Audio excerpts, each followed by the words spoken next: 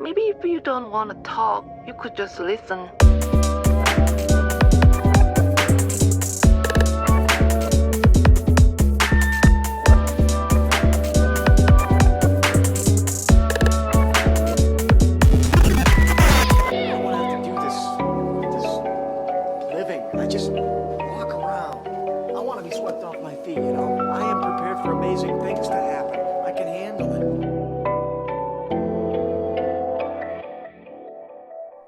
Alright gang, what is happening? I am Mal Foster and you are listening to, or perhaps even watching, the full video version of this, the latest episode of your third favourite above average but infinitely curious podcast, Dined Out. Now for those of you who have been with the show for some time, you will be very well aware of my innate and natural ability to waffle on for days, especially in these bloody introductions. But this week I am going to try, emphasis on the try, to curb that because I want to jump into the meat of this week's episode pretty quickly. As you can see from the title, it is the second and I will add concluding part of me reading from my travel memoir. Yeah. If you haven't listened to last week's episode, then obviously I encourage you to go check that out and catch yourself up to speed in full detail. But if you simply do not have the time or you just cannot be asked, either way, I completely understand. Don't worry, because I will try and catch you up to what this is all about and what we're going to be looking at in this episode as quickly as possible. So, the travel memoir in question, it was something that I designed to accompany a life-altering decision, literally a life-altering decision, and that was to go on my very first solo travel adventure.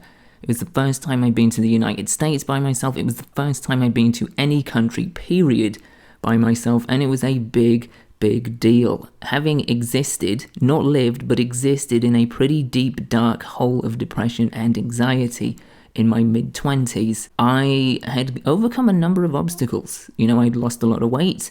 I had begun to feel better about myself. I was beginning to gain more confidence. I was beginning to see the world in a brighter way. I was beginning to feel like I actually could do things, and I was allowing myself to do things. And one of those big things, the biggest thing arguably, was to do this, to take on this challenge. It was a challenge and it was a reward. It was a big obstacle to overcome, but it was allowing me to experience things, to experience life for the first time in a long time. So yeah, the travel memoir was designed to document that whole experience and what it was like. I only managed to get as far as New York, the first section and the first draft of that first section, before I abandoned it. So that's what last week's and this week's episode is concentrating on. Last week's episode I read verbatim, word for cringeworthy word, line for line, through the first two chapters. This week I'm not going to be doing that because,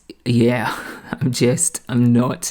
So what I've done is I have, at the sort of sacrifice of looking at everything with completely fresh eyes, I have scalped the remaining four chapters into what I would call, with big chunky quotation marks, the best bits of the remaining four chapters, the best bits of my time documented in New York.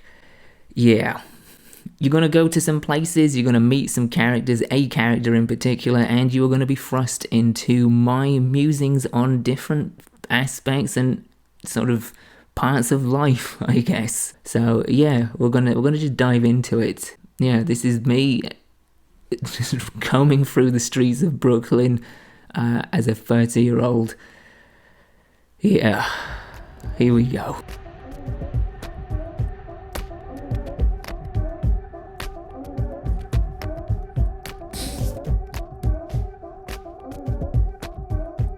Alright, so as I said, we're going to be touching on some sort of fabric of life type of things, the things that are in everyday existence that make up modern living, and one of those things is coffee shops and coffee culture. That's where we start. So this is on my second real day, not including the day traveling, but my second actual day in New York, and it's me out and about on the streets of Bushwick, Brooklyn in the morning. For the most part, I believe myself to be a person of mature thought and emotion.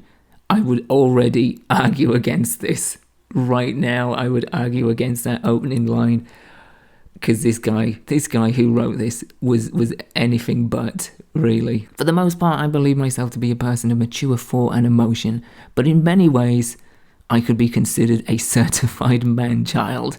Responsibility as a whole has often evaded me, or perhaps it's the other way round. It probably is the other way round. Yeah, no, it definitely was. I've never once entertained the idea of the dreaded C word. That's career, by the way, not cancer. Although, to be fair, the thought of either one is terrifying. Maybe it's a willful sense of arrested development, or perhaps I'm just organically hardwired to avoid meeting particular expectations. There is essentially a part of me that willingly avoids adulthood. The material manifestation of this can be found in coffee, or rather my non-existent relationship with coffee. Hot Java, whether it be homebrewed or handed across the counter of overpriced outlets, has always had the adult label attached to it. It's one of those things that people seem to embrace as some kind of status enhancer, a trendy verification of metropolitan living, or a lifestyle device adopted to signify maturity. Coffee is a drink for grown-ups, serious grown-ups who are serious about their life goals. It's strictly for closers, for savvy intellectuals with sobering ideologies, for scholars with provocative thoughts. Coffee is the piping hot nectar of the artiste, the soulful contributor. It fuels refined discussion and is reserved for those who permeate sophisticated cool. This is the bourgeois frame in which I've come to see coffee, or more specifically, coffee culture. Alright, so obviously I wasn't a fan, but I feel like I'm going way overboard, and the fact that I'm using all of that to describe something I dislike or don't particularly care for at that time as bourgeois is incredibly hypocritical. Do you ever have this where sometimes you will read something you've written, whether it's like a social media status or a travel memoir, for those of you who do that? God knows who does that kind of thing. But have you ever read something back from the past and just thought, who is this person? That's where my headspace is at right now. Coffee's brilliant, and this person's an idiot. Anyway, let's get back into it. Part of this thinking stems from my time as a barista, a job that was not just a state of employment, but rather an open window to the uglier side of everyday humanity. Alright, I will say this, I'm going to stick with that statement. It is. If ever you've worked in a coffee shop, yeah, you get regulars who are nice, you get people that come in once in a while that are nice, you have people that you work with that are nice, but yeah, it really is, as I say here, an open window to the uglier side of everyday humanity. If you've done that job, I feel like you may fully understand where current me and past me are coming from. As a species, we are becoming obsessively insular, and our train of thought continuously orbits around one singular subject: ourselves. Hell, the very existence of this book is proof of that. That's actually true. I'm calling people out for being self-centered, and yet I'm writing a book about myself. But our continued spiral into the depths of selfishness has awoken a hateful beast by the name of self-entitlement. In this downloadable, on-demand world of instant access, we are plugged into a skewed network of self-indulgence and publicly shared attention-seeking. With unlimited options and accessibility literally at our fingertips, Generation X has made way for Generation Expectation. Do you know what? That's kind of a shitty line, but it's also kind of not. I'm kind of on the fence with that. Generation X has made way for Generation Expectation. I'm not sure how I feel. But it's not just young people that exhibit this behaviour. Don't let that disposable line lead you to think that this is a sentiment of generational disgruntlement. We are all guilty of vibrating upon wavelengths of self-entitlement. It's just that some of us broadcast on a higher frequency than others. Some of the worst perpetrators that I have personally encountered just so happen to be richly marinated in the pompous aroma of coffee culture. Again, I'm calling people out for being pompous, and then I'm using phrases like that. Soy, skinny, half and half, no foam, brewed to particular temperature. I don't know why I sound so bitchy. I suppose it's just the tone of voice that I wrote this in that it requires me to sound bitchy. So I'll just stick with that. soy, skinny, half and half, no foam, brewed to particular temperatures, assembled in a certain fashion. I have encountered so many ridiculously specific customizations in my time, and yes, I get it. We all have our own idiosyncrasies and preferred configurations, but from my experience, the self-indulgent micromanagement attached to meticulous caffeine crafting hits an entirely new level of snobbery. Again, how am I railing against anybody? I mean, the point is valid. I do feel like the point is valid, and it is still a pet peeve, but I mean, like, I cannot call anyone out for snobbery and then just unravel that, whatever that is. It's by no means the most horrific example of humanity. Well, it's not, is it? I mean, genocide is a few notches above people being arsy about a coffee order. But hey, it's by no means the most horrific example of humanity, but when you find yourself ingesting this kind of poison on the regular, it's easy to see why you yourself may become venomous. Granted, like many other bad reputations that have preceded it, asinine coffee guy syndrome has probably been cultivated by a few rather than the many. Perhaps it's the behaviour of this minority which has tainted my view of coffee. Perhaps it's simply a case of my intolerance growing stronger. Shit, maybe it's just a petty expulsion of jealousy over the fact that these people know what it is that they want, whilst I continue to fumble in the dark. That is maybe actually very true. Maybe that's what it is. Maybe that's what it stems from. That these arsey coffee people know exactly what they want, and I don't. That could very well be. I'm just doing some real armchair amateur psychology here, but that may be a point. There may be a point in there for sure. Whatever the reason behind the divide, due to the lack of sweet vital sleep, I still find myself sat in a local coffee joint. Skip's was one of the first featured places in Chloe's guidebook, and immediately upon entering it, it hammers a number of stereotypical checkpoints. Bearded employees with Woody Allen eyewear, a mix of whimsical indie music, and a number of handmade flyers promoting fair trade. All of this elicits the type of vibe I half expected to find. Yet despite an immediate feeling that I didn't belong, a part of me kinda wishes that I did. And I feel like there's some truth in that too, because I actually do quite enjoy going to coffee shops now. I do actually feel like I am part of that clientele that I am shitting on. You know, I think that really does speak to my reluctant hipster side. You know, there is very much a part of me which is hipster-esque, hipsterific. I don't know what the actual word would be, but I've always been a little bit reluctant to sort of fully embrace it, I guess. But yeah, I think maybe I'm hitting on some home truths here. I used to be a lot more catty, as you can probably tell. I'm a lot more sort of subdued and laid back and just don't really care as much anymore. I used to just rag on things I didn't like. I used to be that guy. Now I'm just like, I honestly don't care because it doesn't affect me. I don't have to be bothered by it if I don't want to be, but at the same time, the things that I don't like other people do. I was not that person back then. I was still very much looking for maybe not where I belong, but who I am, I guess. We kind of touched upon this in the episode with Kayla a couple of weeks ago about finding your calling, finding where you're meant to be in your own time, on your own terms. And I feel like it very much applies to an internal realization as well, finding out who you are on your own time, in your own terms. Alright, so we're going to move swiftly on and we're going to introduce you to the first and major character actually that sort of appears. And I say character because this is a real person and everything that I mention here is real, does happen, is something that was relayed to me through conversation, but as a person, as somebody I had met, they were very much a character in a number of ways, and I think you'll kind of pick up on what I'm saying when we get into it. Upon my return, I find myself interrupting a three-way conversation between Chloe, Chris, and a woman called Mia. Despite meeting Chris, the male counterpart to my hosting duo, for the first time, it's the introduction of Mia that immediately fascinates me. A slender, pale-skinned woman with a full head of curly hair and an uncommon lilt to her accent, she was a sudden anomaly to say the least. Upon grabbing my day bag and heading back into the living room, Mia asks me if I'd like to join her for breakfast. Despite having already eaten, I see it as an opportunity for interaction, and despite the continued chess game taking place between me and my social anxiety, I accept. As we head down towards a nearby diner named Tina's, I learn that Mia is Australian and that Brooklyn is just one of many varied stops on her journey.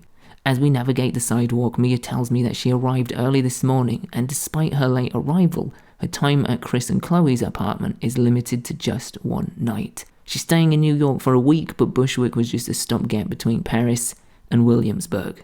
Tina's is a pretty standard diner, the kind of blue-collar breakfast joint you've probably seen a dozen times on TV. A long plastic counter runs across the front and a number of booths wrapped in red pleather are sat opposite. It's hard to gauge Mia's full story, a fact that becomes even more apparent with time. The reason being is that Mia tells her tale in such a fragmented fashion. It's almost as if she presumes you already have a base knowledge of who she is, what she's doing, and where she's come from. Almost immediately she jumps straight towards the middle, and from here I'm constantly trying to work my way backwards, while simultaneously building a frame of reference. Another trying factor is that she doesn't appear to be a good listener. This is bringing back a lot of memories, and all of this is true. She was somebody that would just dive into it with that expectation that you're already up to speed, and whenever you tried to contribute something, it would just sort of get deflected. Anyway, particular comments or questions fly right over her head without the slightest hint of recognition. At first, I attributed this to jet lag, lack of sleep, or a combination of the two. After all, she had only just arrived from Paris early that morning, but further interactions with Mia throughout the week would suggest that is more likely to be a habitual trait of hers. Still, besides the extra work required, I did find Mia to be quite fascinating. From what I had pieced together, she was somewhere in her 40s, had 2 kids back home, and was travelling to various places across the globe in order to research a video game she was writing, or helping to write as part of a team, or helping someone to write. Again, the finite details are sketchy at best. As the waitress returned with our orders, Mia continued to unravel her journey so far. She told me of how she started off in India, exploring a series of impoverished villages before heading over to Sweden, where she had spent this weekend canoeing. From there, she found herself in the capital of France, exploring the city's infamous catacombs before touching down at JFK. Whilst trying to tie all of these aspects together, I began to question whether I'd heard correctly the part about her writing a video game, or if she was just an avid fan looking to emulate the life of Lara Croft. I also found myself wondering where her kids figured into all of this. I'm not necessarily doubting her parenting skills, but it's a touch unusual to leave your family in order to venture across whitewater rapids and investigate caves. Despite the splintered conversation over breakfast, which admittedly wasn't made any easier by certain distractions, such as a loud TV blaring Wheel of Fortune and catheter commercials, I did enjoy my time with Mia. Despite her selective hearing and her penchant for missing out major details when explaining things, she had a zestful attitude to life. She was out there, facing the world, doing the kind of adventurous things people do on adventures. She was chatty, chipper, and unafraid to throw herself into experiences. She was socially embracing and so steeply immersed in the whole once-in-a-lifetime philosophy that should accompany this kind of opportunity. Upon leaving Tina's and heading our separate ways, she insisted that we swap numbers. So, fueled by curiosity and in an effort to take a page out of Mia's book, I agreed. I had no idea if I would actually see her again. In fact, I wasn't entirely sure if I actually wanted to see her again. But I was allowing myself to be open to the possibility. So there is your introduction to Mia. I think you can understand what I meant when I said she is a bit of a character, very much a real person, very much a real conversation, and from what I can tell, she was being honest, so those were very much fragments from a real life and experience. More of her and more of that a little bit later, but for now we find ourselves heading into the city, and in particular making a pilgrimage to the Museum of Modern Art. The rest of my afternoon is spent at the MoMA, an institution that was high on my to-do list long before leaving for New York. I'm not alone in this line of thinking, as by the time I arrive at the entrance, the lobby is already spilling over with numerous visitors. After weaving in amongst the tide of fellow onlookers, I purchase a ticket and head into the main crux of the building. I am by no means a knowledgeable source when it comes to art, but I've always been curious and quietly fascinated, an observer of sorts. And with 6 floors of exhibits, artifacts and installations to view, there is plenty to feed my passive appreciation, from globally renowned artists and iconic pieces to names I am only just discovering. The MoMA boasts a vast wealth of visual awe. So when presented with such splendour, what do? I take photos with my phone, of course. An admittedly strange trait that is shared by many, it seems. In every room there are fellow tourists snapping pictures of various pieces, a behaviour that further supports the idea that as a species, we consistently feel the need to preserve and document all that we encounter. I suppose that's true, but I suppose I can't really call anybody out or criticise anyone for doing that, because I'm doing that myself. As I say, I'm taking pictures and I'm also writing about this, and I'm making a podcast about this. So if anyone is really stuck on the idea of documenting stuff, it's very much me. I'd like to think the majority of people do so in an effort to savour these experiences and to immortalise these all too fleeting moments, but the truth is, it's more likely done to garner attention from others. I can hardly condemn this considering I am just as guilty, see? I mean, for God's sake, I'm writing a book based on my personal experiences with the vain hopes that it might mean something to someone other than myself. So, I mean, say what you will about my hypocrisy here, but at least I'm self-aware. I'm one of those good hypocrites. I'm a self-aware hypocrite. Still, despite being conscious to the vulgarity of this, I continue to snap away and begin to amass a digital collection of selected favourites. My personal preference belongs to work of a more abstract persuasion. Beyond a purely aesthetical attraction, there is a sincere appreciation and a true sense of empathy for the messy, untraditional and anarchic values of this particular style. The lack of definitive answers and the presence of layered possibilities appeals to me twofold. The unconventional behaviour of the genre speaks to my unstructured tendencies, but also excites the side of me which often encourages chaos. That is I suppose there is truth to that. Those are some of the reasons I do like sort of abstract art and surrealism, but again, there's a much more condensed, less arsey way of putting it. There is a way that I can say that without sounding like such a pretentious dick. However, as open as I am to vague interpretation and the expansive parameters that so often accompany the art world, I sound so pompous.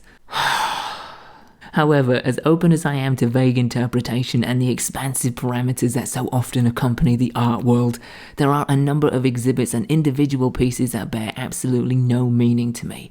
A vast majority of the 6th floor fits firmly into this particular category. The top flight of MoMA's impressive building was, at the time, dedicated to the work of Yoko Ono, somebody who is known primarily for political activism and for being the woman who killed the Beatles. Is that true? I feel like she actually is known for her art a bit more than just those two things. Now, in hindsight, I realise that, but I suppose back then, that was my impression. I might be wrong, I don't know, maybe people can answer this to me. What is your impression of Yoko? What do you know Yoko for? My dislike for much of her work doesn't stem from the latter or even the former. In fact, the former is something I commend her for. Now, my dislike stems from the fact that in my humble, lowly estimation, a lot of her work is just shit. One exhibit on display contained an apple sat on a plastic plinth, a simple piece that could be easily interpreted as one more ride on her dead husband's coattails. Oh, that's quite brutal. Another exhibit featured 2 people covered with a black cloth. Now granted, you could perceive this to be some kind of stark representation of mankind's futile crusade against death, or as some nihilistic textured portrayal of sadness and all its smothering influence, but really, all I saw were 2 people covered by a black cloth. Nothing more, nothing less. And I suppose this is the thing, like now I wouldn't be as bothered. As I mentioned before, I was, and as you can probably tell, I was a lot more catty to things I didn't care for. Now I'm just like, it's not for me. Back then I was just like, it's not for me and it shouldn't be for anybody else, this is nonsense. Well, maybe not as harsh as that, but I was more sort of in line with that than I am just the laissez-faire attitude I have these days. Outside of visual treats, the Yoko Love Fest stretched out into other mediums such as music. Towards the back there was a small room dedicated to the recordings of her plastic band, rapidly mauling instruments. But the piece de resistance... Actually, I will just say a second, I haven't actually listened to any of Yoko Ono and the Plastic Band's music since. I may actually have a more deeper appreciation for it, because my interest in sort of abstract music has grown exponentially since then. So back then, yeah, I may have just thought this is a bunch of noisy nonsense. Now I actually might like it. I'm really stressing the might, because I don't know. That might be a little bit of homework. Maybe I'll go back and check out some Plastic Band stuff and get back to you. But back then, obviously, wasn't a fan. Anyway, the rest of this goes on to talk about one of her short films called Bottoms, which is basically just like loops, black and white film loops of people's naked asses walking down the street. Again, it is what it is. If you find that to be meaningful, or you can find some sort of meaning to it, then fair play. I didn't. And again, I haven't seen any of Yoko's short films since I was in that exhibition. And even if I did, I don't really think I wouldn't be as hostile, but yeah, it's just asses, isn't it? It's just it's just a loop of people's bare backsides. Anyway, that was my time at the MoMA. I did generally really enjoy visiting the MoMA. I just enjoy visiting any art gallery, I guess. Yeah. Wow. Insightful. Alright, from silliness to some seriousness. I touched upon in the first episode in last week's show that, I had been teetotal for about 7.5 years at this point, which happened for a number of reasons, primarily because I was having quite the abusive relationship with alcohol prior. Not that I was drinking every day, but I was drinking a lot when I did, to mass excess, and it was becoming a problem, so I stopped. And once I stopped, I was afraid to go back, and that's just a little bit of context for this section about lone drinking. After charging both the battery in my phone and the one inside my sun-drenched body, I decided to... Again, why can't I just say I had a nap and charge my phone? I decided to head out into the local neighbourhood in the hopes of tackling the lone drinking conundrum. So yeah, because I've been teetotal for a while and because I'm dealing with social anxiety, I was really, really hesitant to go and sit in a bar by myself. I'll just do it. I'll just go into a bar, I tell myself. I can go to a bar. I don't have to drink, but I can go to a bar. These are all in quotations, by the way. These are things that I'm just shouting at myself, evidently. Probably in my head at the time. Whilst mid-stride amongst the urban streets of Bushwick, I pull up the address of a place mentioned in Chloe's guidebook. It looked pretty decent. It was by no means a bourgeois establishment, but it wasn't exactly a hovel either. Like some kind of sad, dejected real estate stalker, I looked and I don't even know what that means. Like some kind of sad, dejected real estate stalker, like somebody that is a realtor that's really obsessed with a particular building, I guess. I looked intently across the street at my chosen destination. The bar in question had no windows and the door was solid wood from top to bottom. There was no way of seeing inside without actually entering. I felt like this put me at a severe disadvantage, and it made this all too simple task that much more nerve-wracking. Really, with the glorious golden hue of hindsight, this was a ridiculous way to feel about something so utterly insignificant. But at the same time, this aspect of lone travel was really starting to eat away at me. I guess because it's considered such a social activity, I was finding it hard to make the adjustment from a solitary position. I desperately wanted to dive right in with my eyes closed and my arms wide open, but the mere thought of it forcibly pulled up the very roots of my anxiety, leaving them red raw and exposed for all to see. As I waited for traffic to pass, I began to internally motivate myself while simultaneously trying to calm the panic in my chest. I don't know if I can do both of those things at the same time, but hey-ho. Once it was clear, I crossed the road, and with a head full of steam and a stomach full of uncertainty, I pushed open the solid wooden door. As it swung open, the entire hull of the bar was visible to see, and as my nose peeked in over the threshold, 2 patrons and a barmaid simultaneously turned their heads to look right at me. As soon as I appeared, literally all eyes were on me. It was a swinging kick of instant attention which made me spin right back around and exit just as fast as I had entered. On the odd chance that one of the three presumably normal human beings I had just encountered were to follow me outside, I quickly began to hustle up the street and out of sight. In the hopes of conquering this phobia, I was determined to try it again. At a different bar though, of course. I'd picked out a local place named Gotham City as my next potential attempt. I figured, if I'm going to break the seal, where better than here? So after tracking down the building on my phone, I find myself gazing upon its entrance from outside. But once more, I was presented with a non-transparent door, this time made from reinforced steel. Again, impossible to see inside, I start psyching myself up upon my approach. With shallow breaths and shaking hands, I nervously bound towards my target. However, this time, I didn't even make it to the door handle.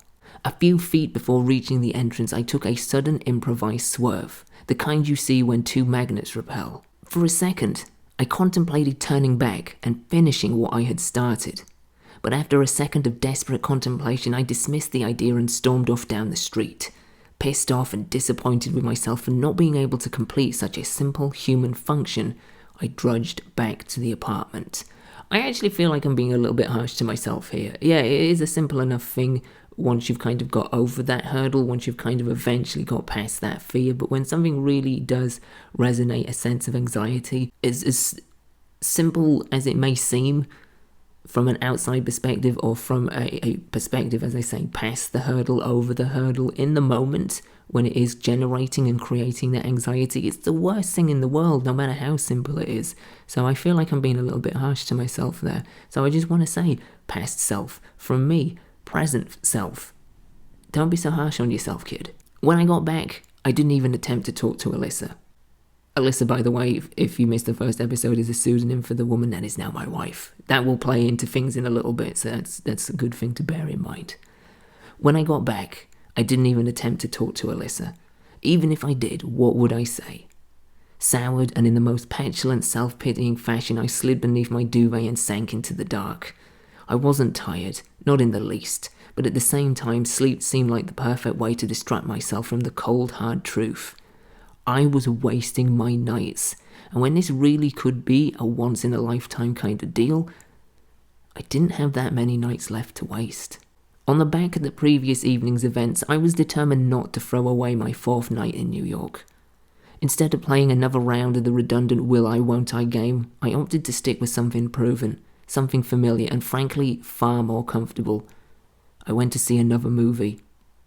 I didn't return to the Nighthawk, although one day I would very much like to. In fact, I didn't frequent any theatre that evening. Instead, I attended my very first outdoor screening. It's something I've always wanted to scratch off my would-be bucket list, and the Brooklyn Bridge Park seemed a perfect place to do so.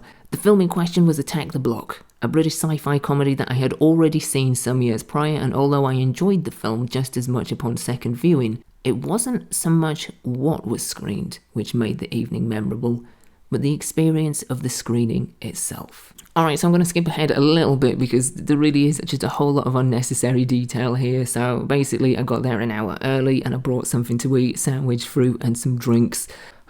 You know, it's easy enough to just say that, but I've taken about 5 or 6 lines to tell you all of this. I also forgot to bring a towel, and so I just had to sit on the ground and ended up getting a sore backside. So yeah, that's saved you about a few minutes of unnecessary description. The atmosphere around me was well worth the discomfort.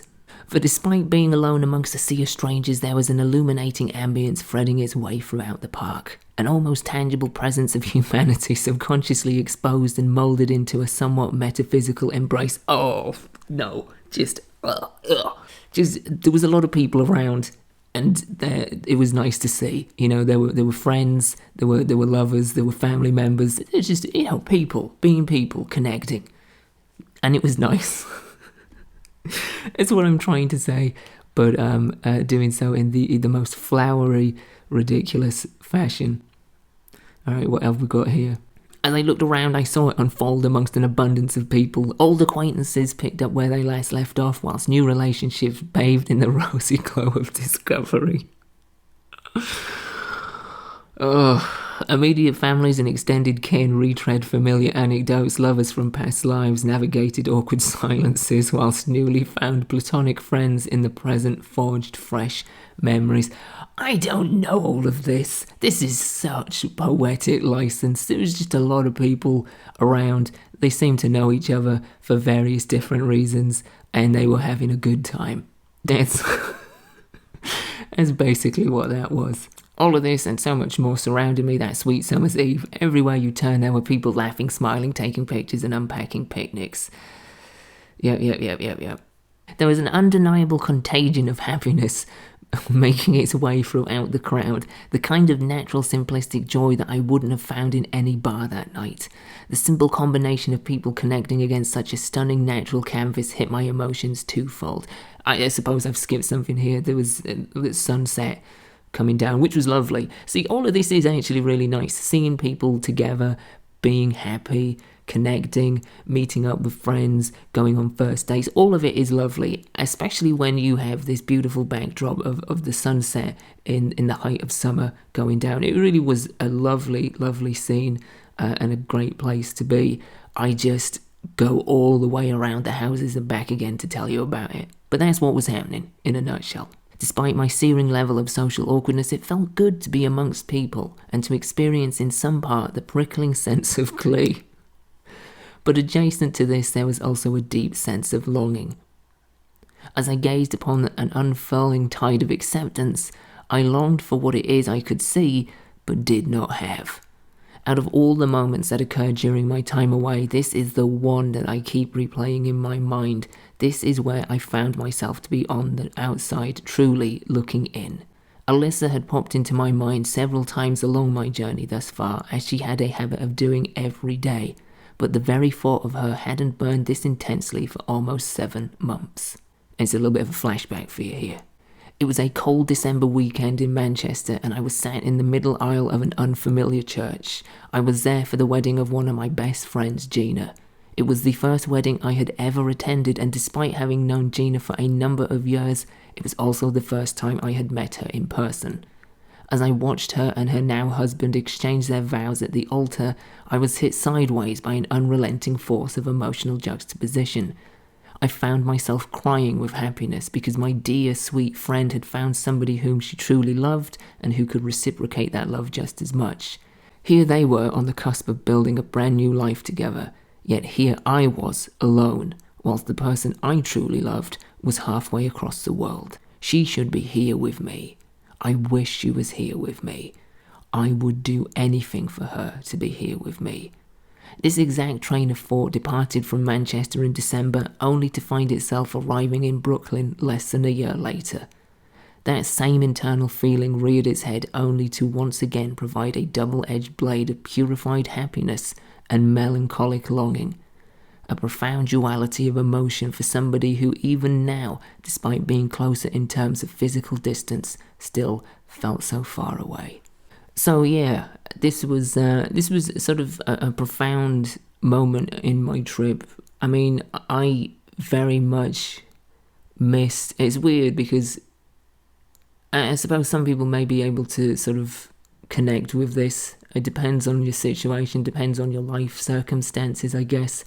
But having somebody who means so much to you in your life that you've not actually physically met yet, but you know online, that you've really got to know the finer details of because of that distance, yeah, it puts you in a position where you know somebody so well, you've not met them in person, and yet you miss them despite having never met them. It's a very strange grey area that is on one hand wonderful because you've got to know somebody in so many nuanced ways, and they've got to know you in so many nuanced ways, but you don't know them because you haven't actually spent physical time with them, which is a huge thing, which is something that, you know, is a game changer for a lot of people, I guess, understandably. So yeah, I was in this very strange dichotomy of being at this wonderful scene, in amongst this wonderful scene, and yet enjoying the sort of the the very elaborate descriptive waves of humanity around me, but yet missing the person that I hadn't even met yet properly, but who I just loved entirely with every fibre of my being. Strange place to be, but very, very profound. Really crystallised what I wanted. Looking around, seeing people in the midst of what seemed like very healthy, happy, joyous connections, and as good as it was for me to take this trip by myself, as much as I needed to do that alone, it really did just crystallise how much I felt about Alyssa, who, obviously it ended pretty well because she's now my wife. But it really, really sort of brought to life and really, really brought home how much she meant to me, and just how much I not so much wanted but needed her in my life. Wow, we've just got suddenly very emotional. Don't worry, there's plenty of other ridiculous shenanigans on the way, but yeah, for real, that was a very, very defining moment, not just on that trip, but in my life in general. Alright guys, we are going to move on to the morning of day 3. This is the penultimate day in my stay at New York. I am just tipping over the halfway point. I head out to Tina's, the diner in which I went with Mia the day beforehand to get some breakfast. I kind of bitch about the lack of atmosphere in Tina's. I also get into the fact that I was, obviously, because I'd been there with Mia the day before, thinking about that conversation, thinking about meeting her, and as that happens, just out of nowhere, just absolute serendipity strikes, and I get a text message from Mia asking if I wanted to go to an art exhibition she was going to that night, and, kind of trying to embrace that whole once-in-a-lifetime kind of mindset, the idea of integrating myself back into society like a wounded animal that's been looked after in some sort of wildlife preservation. I say yes. I say, why not? So we agree to meet outside of Tina's at 8 p.m. And that takes us on to the last section of this ill-fated travel memoir. It is my night out with Mia, the Australian video game writing woman with kids who's left them to go travelling the globe and dig through catacombs and kayak through jungles and go to art exhibitions with me. Yeah, it was an interesting time, and we're about to dive into it. So, pulling exactly from the book, here we go. This is my night out with Mia. About 10 minutes after our agreed time, Mia turns the corner to greet me.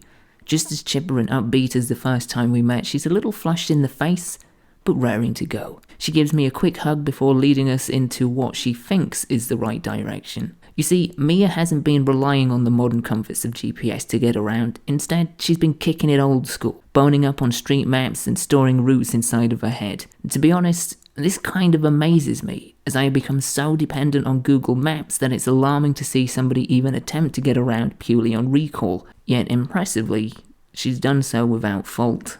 That's if she actually did do that and she wasn't just saying that. Something I learned about Mia is that I didn't inherently trust everything she said. In fact, I really kind of cast a suspicious doubt over a lot of the things that she told me, and I don't know, maybe it was just my mindset at the time, maybe it's just there is a part of me that is very skeptical about a lot of stuff, people especially. But yeah, I thought, considering you've only just got here and you are doing all these different things, when do you have the time to just sort of memorize street maps and stuff? So I did question that a little bit. Who knows? Maybe she's like a navigational savant. The closest I'd come to emulating an analog sense of navigation in New York was the night of the outdoor film screening.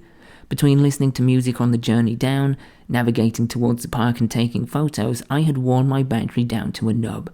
With not enough juice left to electronically guide me home, I had to use my phone's dying moments to pull up my route and make short and almost indistinguishable notes on my hand with a biro. It was a desperate Hail Mary, one that presumably made me look like a lunatic as I feverishly scribbled on myself. Yeah, this is true. Just absolutely paranoid that I would never make it back to my Airbnb. I had the route on Google Maps up, in one hand, and I just kind of flipping my hand back and forth to kind of make shorthand notes based on the directions.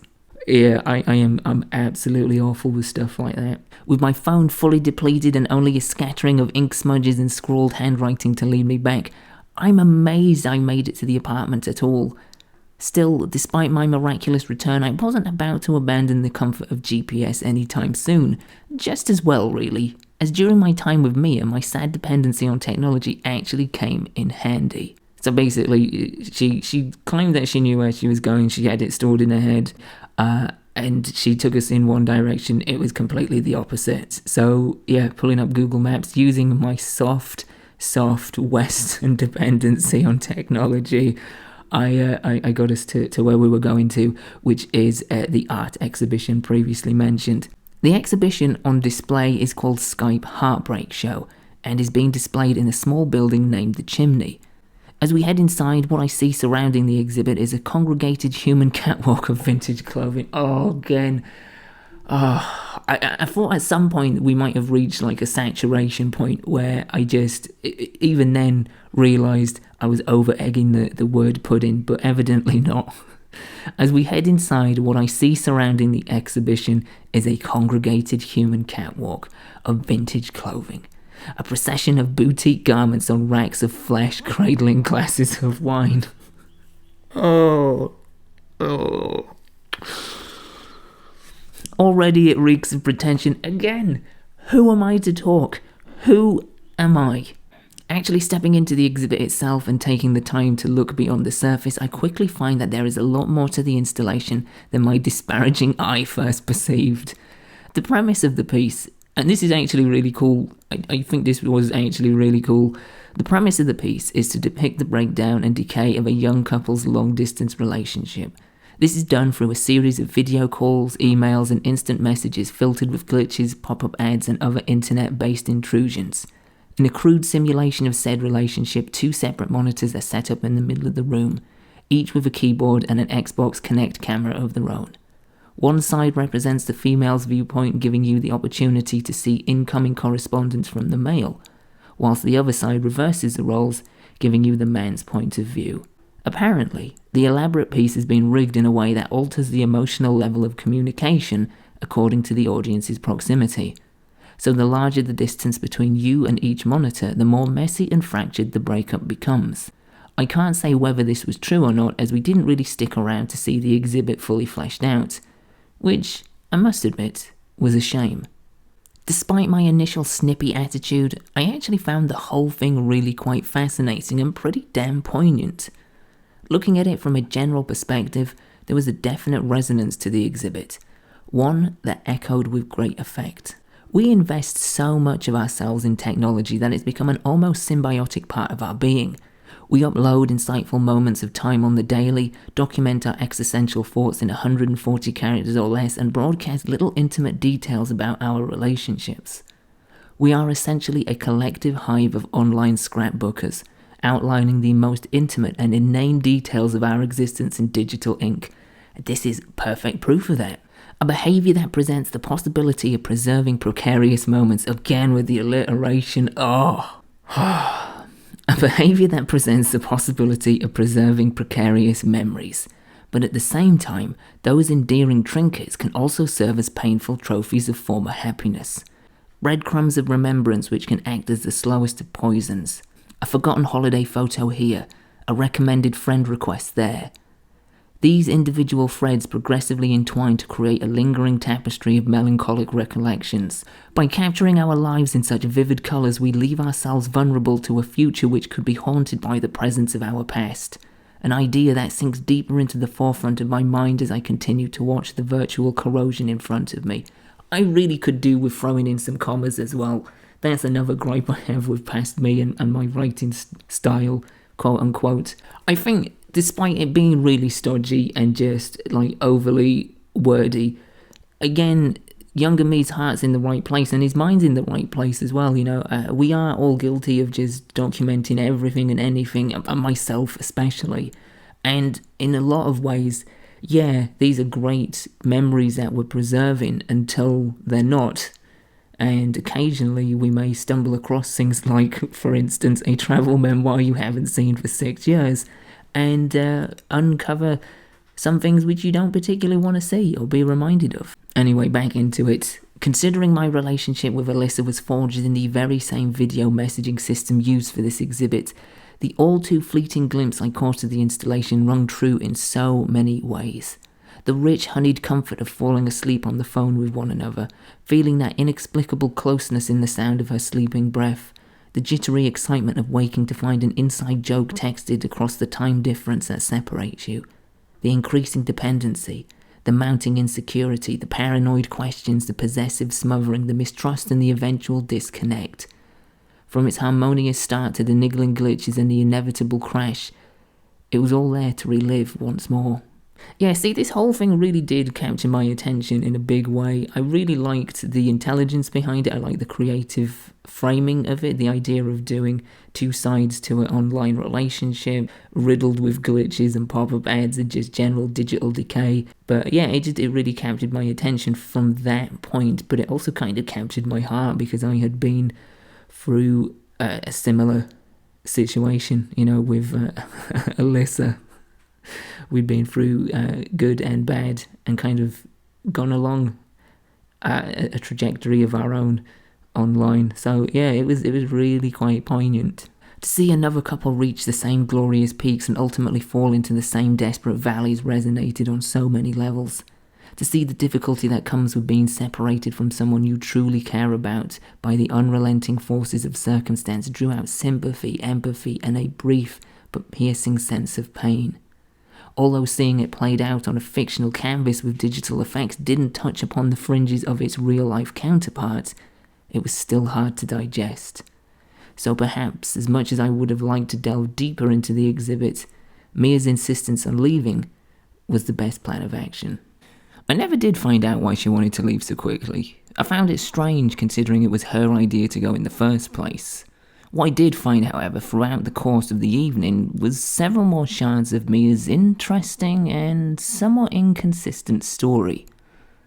Upon leaving the exhibition, we found ourselves in a local dive bar named Legion, an establishment hinged on cheap beer and a scrappy aesthetic. Faced with the option to break my 7.5-year streak of sobriety, I opted to maintain the status quo and ordered a Diet Coke, much to the barkeeper's apparent chagrin. Armed with our drinks, we moved through a spare room to find a table to the corner.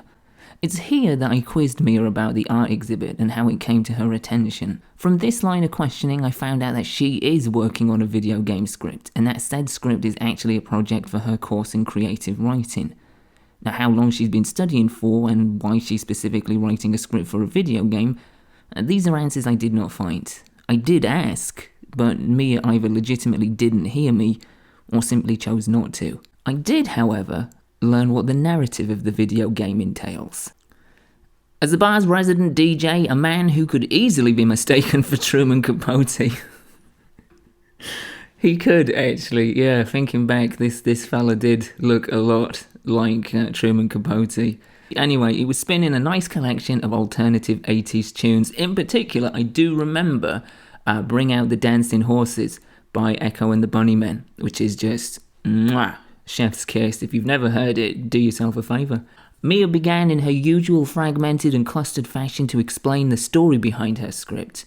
And from what I could gather and assemble, the game revolves around a girl who can teleport to various locations across the planet. Locations such as India, Sweden, Paris, and New York. All of which were of course stops on Mia's very own international journey.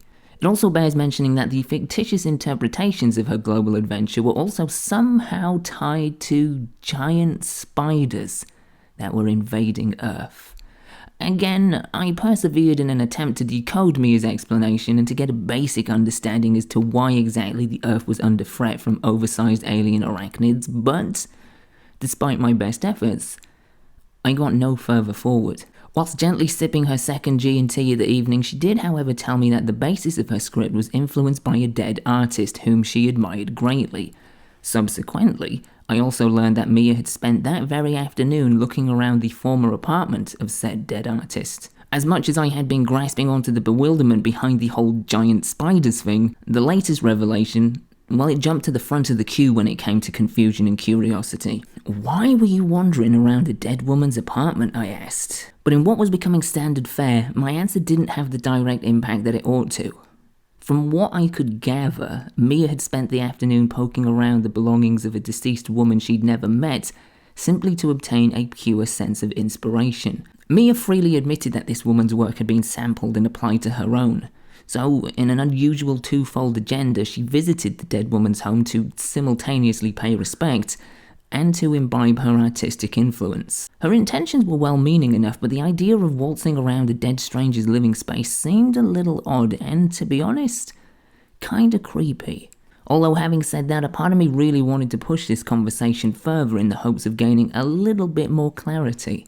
At the very least, I wanted to hear about what she had found and how the whole experience had felt. My mouth was poised to dissect the unusual circumstances further, but the look on Mia's face suggested that it just wasn't something she was prepared to discuss any further. With the roots of a somewhat stifled atmosphere slowly starting to embed themselves between us, again, can't just say things were getting awkward. I've got to go there. I've got to go to that far-reaching place every time. With the roots of a somewhat stifled atmosphere slowly starting to embed themselves between us, I felt it best we move on. So as the DJ dropped the needle on Hounds of Love by Kate Bush, another cracking tune by the way, we finished our drinks and decided to head out to another venue. Yeah, so I really don't, to this day, fully understand what that was about. Presumably, it was, as I say, to kind of go visit, in a sense of respect, someone whose work she greatly respected and admired, but also to kind of look around and sort of, how did I describe it? Imbibe her artistic influence. So see if there's things in there which you can kind of pick up on and kind of adapt, maybe, or see if just inspiration strikes. It is a little bit weird, it is a little bit creepy, but I'm actually less sort of bugged out by it than I was back then, which, you could say that about just about anything. But yeah, it is a little bit strange, it is a little bit weird, but it's not as perplexing, I think, as it was back then. Alright, so this is us leaving the bar, leaving the Truman Capote DJ, leaving the conversation of giant spiders and international globe-trotting and dead artists behind us, and we're off to go and find something to eat. Once outside, Mia suggested we get something to eat. When asked what kind of things I like to eat, the gap between our similarities grew exponentially. Where Mia was partial to all manners of organic and exotic cuisine from far-off lands, my finicky diet orbited mainly around cereal, sandwiches, pizza and meat. Again, that has changed. I have not had meat in a year and a half. I think I've been vegetarian now. Which is weird because I never, ever, ever, ever would have thought that would be something I'd give up pretty easily. But I suppose we surprise ourselves from time to time. But yeah, at the time... my diet really did kind of just orbit around those four cornerstones: cereal, sandwiches, pizza, and just meat in general. My eating habits were and still are pretty basic and predictable, but I'm totally fine with that. I am not, nor will I ever be, an adventurous foodie. I mean, to this day, I still haven't even sampled a kiwi fruit or even a melon. Yes, really.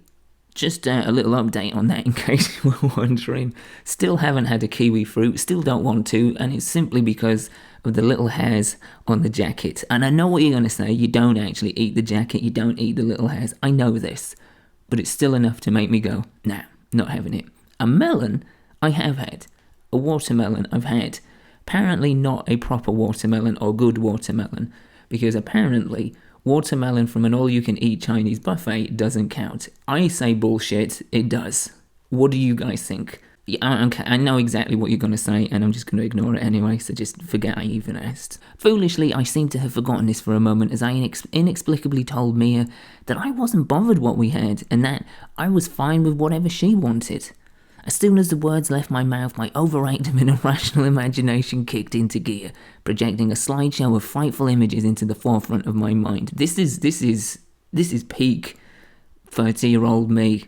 Like, I talked about me catastrophizing things in the last episode. This is it. This is This is a prime example. Leaving Mia in charge of dinner arrangements could lead anywhere, from eating endangered turnips buried for decades by farmers to scooping out monkey brains from freshly opened skulls. Oh, I am such a drama queen. Wow. I mean, like, there is somewhat of a more fringe aspect to Mia. There's more of an adventurous, sort of international, dare we say, not ignorant AF attitude. But honestly, like, yeah, no one's doing that. No one's reenacting Indiana Jones dinner scenes. The reality, of course, as it always is, was a lot tamer and considerably less terrifying. Mia settled on a nearby Japanese restaurant after I declared that I had never eaten Japanese food before, a fact that seemingly astonished her. As I drank in my surroundings, I noticed that for a Japanese restaurant, Mikos wasn't very Japanese at all. With the exception of one Asian waiter, every member of staff was Caucasian, and the only music to be heard throughout the restaurant was either reggaeton or calypso. I know this was my first time in a Japanese restaurant, but even I know that white guys in bow ties bustling along to the sound of steel drums isn't normal. It was a bizarre clash of cultures that made zero sense whatsoever. But, if I'm being honest, I absolutely love the fact that Mikos had no sense of rhyme or reason. In a somewhat demented fashion, it gave the place a sense of character. And this is true, it really was a hodgepodge of all of those things. It didn't make any sense, but I loved it nonetheless. I loved it because of it, to be honest. After flicking through the menu, I settled for the safest option available, which ultimately turned out to be quite a delicious decision. I opted for a Koji beef burger. I think I'm saying that right. Who knows? Probably not, knowing me and my reputation. Koji or Kogi? You'll go with Koji. I opted for a Koji beef burger, but instead of a bread roll, it was served on a bed of rice with a fried egg on top. Oh, do you know something? I can see that right now, and that was absolutely A1. Beautiful. For somebody who stubbornly sticks to what he knows, especially when it comes to food, I have to admit that the whole ethos of trying something different can sometimes yield spectacular results. I'm gonna go one further. Looking back with hindsight, and I wish I could sort of tell myself this from the future, trying something different usually does yield spectacular results. I mean, not always. There are, there are definite exceptions, but for the most part, absolutely.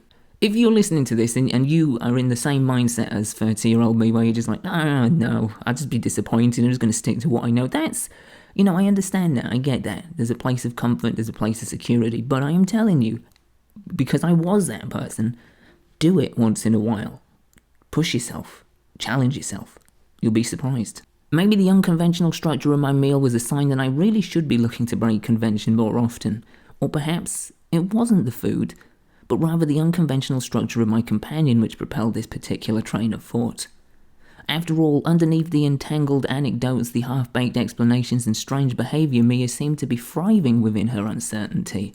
She was further away from home than I was, had more responsibility in her life, and yet somehow she was far more liberated and comfortable with the idea of letting go. In a strange turn of events, I now found myself sat opposite this woman who prior to meeting me had been schlepping around a dead stranger's home. I found myself observing the peaceful demeanour of this perplexing anomaly. It doesn't stop. This train does not stop. I found myself observing the peaceful demeanour of this perplexing anomaly and wishing that I could be more like her. Wishing I too could be free from all the noise inside.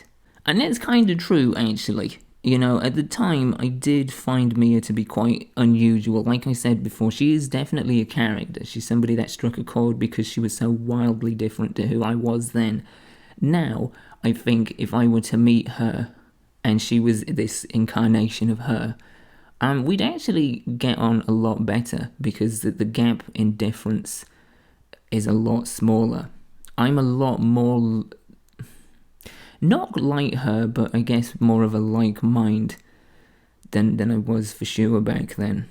But then that comes with time and growth and just kind of finding yourself and kind of finding a comfortable place with yourself, I guess. Which I suppose this is the one major sort of plus that I've got from diving back into this travel memoir, is seeing how much more comfortable I've become with myself. And it's nice, it's actually reassuring. I mean, there are points, there are many phrases, there are several overly descriptive sentences which just are awful and do make me despair. But at the same time, you know, I've moved far away from that and from the mindset that produced that, which is good. After dinner, we headed into Williamsburg, which in recent years has earned itself a reputation for being somewhat of a hipster's haven. We ended up in a venue that seemed to have taken the key principles of your average dive bar and fine-tuned them to fit a younger demographic. Behind the bar sat a window the length of the liquor cabinet, and through it you could see the live music performance from next door. The tiny girl on stage was sporting a bright pink wig and was improvising what looked like dance routines, but ultimately, she could have been having an epileptic fit. Think Ian Curtis crossed with Natalie Portman's character from the film Closer, and you can pretty much envision what I mean. As she fiddled with the settings on her laptop, various lights were dashing across the room, and a number of cat memes pulled from the internet were displayed on a projector behind her. Although you couldn't hear the sounds that the electric kitty was teen bopping to. What the hell? You couldn't hear what sounds the electric kitty was teen bopping to. I guess I'm just correlating the cat memes and just like the EDM, which is a phrase I hate, by the way, type of music that seemed to be going on. And hence I've created Electric Kitty. Although you couldn't hear what sounds the electric kitty was teen bopping to through the glass partition, it looked like a train wreck of noisy proportions. Instantaneously, I was in. I wanted to sample the molten mass of sound and light firsthand. A mix of curiosity, the desire for spontaneity, and the sudden insatiable urge to dance had me chomping at the bit to venture next door. Sure, the stifled chemistry between myself and Mia combined with an ever-increasing circle of strangers could burst open the floodgates of awkwardness, but honestly, at this point, I didn't really care. I wanted to lose myself in that music. I wanted to throw myself into the deep end of sensory distortion. If I couldn't silence the self-conscious noise inside, maybe I could drown it out. Maybe I could find a moment of dystopian salvation in the form of bleeding electronica. This was the kind of uncertainty I liked. Forget new food choices, forget forced conversations in the corner of a bar. Give me primal movement and loud music. And it's actually kind of true, and speaks a bit of truth to just like my previous incarnations before this, is, a good way for me to throw myself into social situations and just kind of, I guess, block out a lot of the noise that was going on would be to sort of envelop myself in loud music. Loud live music was always great for that. And so I guess I was just kind of like the moth to the proverbial neon flame as just like strobe lights will continue to pulse next door. And you couldn't hear, it was like a soundproof partition, but you could see just people just losing their shit, just going ape. And I wanted in. Tickets cost $10 each, a price which was apparently a little too rich for Mia's blood, especially when she had no idea who it was we were paying to see. I was a little taken aback by this. I know that Mia had a budget to consider, but surely this was her bread and butter, right? Improvised events that had a real 50-50 chance of becoming either golden experiences or soured regrets. But again, even after I offered to pay for both of us, it just wasn't meant to be. As the brightly coloured sprite pounded the touchpad on her computer next door, we stayed on the gentle side of the divide. Me with my Diet Coke and Mia now nursing a glass of water. She'd quickly descended into shutdown mode, curbing her drinking and her enthusiasm simultaneously. This left me wondering, was she finding my company an uphill battle? Was she as perplexed and as challenged by my demeanour as I was by hers? I mean, it hadn't taken long to establish our polar opposites, and perhaps now, her threshold for my insular behaviour had reached its endpoint. Perhaps if I had decided to break my sober streak that night, it could have turned out very differently. Perhaps we would have both willingly got drunk and embraced the freedom of the New York night, whatever the fuck that means. We may have waxed lyrical over philosophical subjects, ventured into deep abstract thoughts while downing shots. Shit, maybe I would have actually made sense of at least some of the things she had tried to explain. Maybe, who knows, maybe if I had broken my sober streak, at that point, maybe all of the giant spiders invading Earth, all the Ziggy Stardust War of the Worlds shit she was telling me might have made some sense. I don't know. Probably not, but who knows. Too late to speculate now, I guess. But we didn't. There was no profound connection made, no altered states or liberating form of expression. Instead, we both sat there, not drinking, with awkward gaps of silence within a strained conversation. Mia, for all her frustrating qualities and jarring methods of explanation, was a good, kind-hearted and open person, perhaps a little too open for her own good. She seemed naively optimistic about everything, where I'm now considerably scorched by cynicism. Ain't that the truth? Or it was back then. Still is a little bit, but not as much, I don't think. She was warm and friendly to strangers, where I am wary and somewhat mistrusting of those I don't know. That still is very much true. Mia, for all intensive purposes, seems to be very much the archetypal design for the perfect traveller. So I've totally misused the word archetypal. I can't even say... I can't even say the word archetypal, let alone use it in a correct sentence. Whilst in her company, I continue to ask myself if she really is the kind of traveller/person I should aspire to be, or at least be more like. I am yet to find a definitive answer to that question, but even if the answer turns out to be yes, I think the possibility of becoming more like Mia is minuscule at best. We are very different people, cut from a very different cloth. She is a bohemian freewheeler. She is a bohemian freewheeler, whilst I am introspective and self-critiquing. I am prepared to try new things, to embrace change and be open to the idea of different. Goodness knows how much I myself am forged in the very idea of different. But I don't think I'm prepared to bend myself into a completely new shape to fit a more suitable and expected mould. I know where this is coming from, because no one is expecting me to do this. No one is putting any sense of pressure to be anything other than myself. I've not felt that on this trip at all. So, I don't know, I'm maybe just looking at somebody that is, at the time, a polar opposite. And even now, as I say, we're not the same person, we're not of the same mindset, we're closer. The similarities are much more there than they were back in 2015. But yeah, no one's pointing a finger at me saying this is the kind of traveller that you need to be, this is the kind of person you need to be. No one but myself. And ultimately that was one of my biggest problems for a long, long time. That was one of the biggest contributing factors to me being so socially disconnected, was that I myself was holding myself to this level of judgment and just expecting other people to think as lowly as I did of myself. So yeah, this is in all honesty, like, this has actually been a very good exercise for me in terms of looking back and seeing just how kind of harsh I was to myself a lot of the time. And it's something that I'm still working on. It's something that I still deal with. But yeah, looking at just like the level of vitriol that I would apply to myself, the level of judgment that I would place upon myself and expect others to sort of mirror or reflect or think of a similar nature to, is eye-opening. Anyway, this for some time has admittedly been somewhat of a hang-up, yeah, there you go, lingering in the back of my head. But the more time I spend with myself, the more I'm beginning to see that it's perfectly okay not to fit within that confined space of conformity and expectation. It's perfectly fine not to be the kind of happy-go-lucky adventurer that Mia is. It's perfectly fine to be different. I mean, after all, isn't that the beauty of the human race? And it really is. Really is. This actually, I will say this is actually a nice way to end. And this is where we're going to end, me reading from my travel memoirs. And it's a good way to go out on, I think. Sure, it's great to find similarities with fellow kin. But it's the differences that divide us which push us to further explore one another and ourselves. It's the differences between us which create the very dynamics and dichotomies which further enrich our world. Difference is beyond good. It is glorious, for without difference and alteration we would all exist in the same stagnant state, unstimulated and without a hunger for curiosity. And I don't know about you, but that sounds like a pretty miserable existence to me. It's funny because you can kind of see the sort of core DNA for this show and for who I am in that sentence, I think.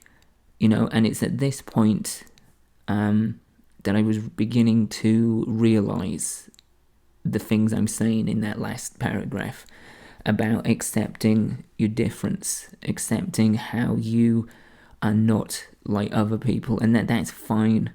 that's more than fine. It's fantastic, because it adds that sense of variety. It adds that eclectic strand to the fabric of life and society and just living, as a whole. So it's nice to kind of see us,